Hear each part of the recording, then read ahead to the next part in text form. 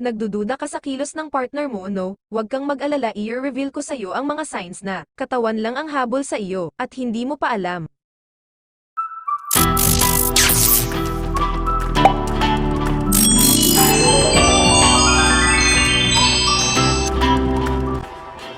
Unang sign, sa gabi ka lang kinakausap. Kapag palagi niyang nirarason na busy siya sa umaga na kahit alam mo naman na kung mahalaga ka sa tao, ano ba naman yung 1 minuto para i-update ka, tsaka kapag sa gabi ka lang talaga kinakausap, at yung topic nyo ay malaswa, pampalipas oras ka lang yan at naghihintay na lang yan ng panahon para magkita kayo at matikman ka, hindi yan excited na makita ka para pag-usapan ang future at mag-spend ng time kasama ka. Magpaparaos yan. Pangalawang sign, nahihirapan kang kunin ang atensyon niya. Kapag kailangan mo siyang padalhan ng marami, at mahahabang messages para lang mapansin ka, hindi ka talaga gusto niyan. Hindi naman kasi conversation at love ang kailangan sa'yo, try mong e-topic ang tungkol sa sex, mabubuhayan yan ng loob at ang bilis pa mag-reply, papansinin ka lang niyan kapag may gusto na siya mula sa'yo, at yun ay ang katawan mo, kung gusto ka talaga niyan, siya mismo mag-i-initiate ng convo, at kinikilala ka ng mabuti at sinasama ka sa mga plano niya sa buhay, taliwas ito kung katawan lang talaga ang gusto niya mula sa'yo.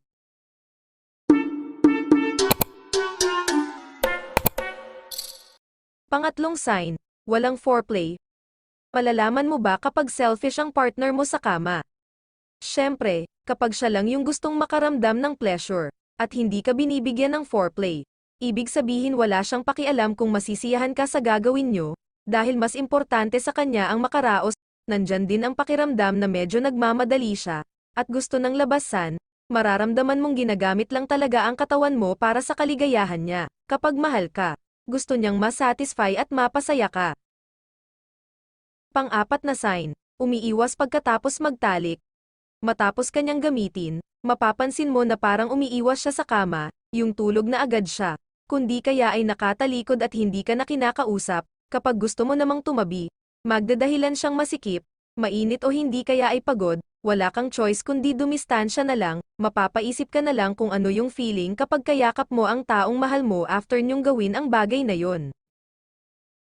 Ang panglima at huling sign, naiinis at nagagalit kapag hindi ka pumayag. Ito ang nakakalungkot, hindi na nga siya masyadong nagbibigay ng oras sa'yo, magagalit pa kapag hindi mo naibigay ang gusto. Nandun yung feeling na parang hindi niya kayang respetuhin ang desisyon, at nararamdaman mo. Lahat na lang ay tungkol sa kanya. Sa tuwing gabi, kapag hinihingan ka ng nude at mag-SOP siya, at nagdadahilan ka, bigla ka na lang hindi kakausapin ng ilang araw. Ikaw naman ang nanunuyo dahil pakiramdam mo ay kasalanan mo. Well, in fact, hindi mo naman kasi talaga kailangang mag-guilty dahil ginagamit ka lang. Find someone na gustong-gusto ka more than your body, yung taong gagawin ang lahat para maging masaya ka, at kailanman ay hindi ka makakaramdam ng pagdududa. Find someone na seryoso sa'yo, at willing kang isama sa mga plano niya sa buhay. Iwan mo na yung taong ginagamit ka lang para mahanap mo na yung taong tatratahin ka ng tama.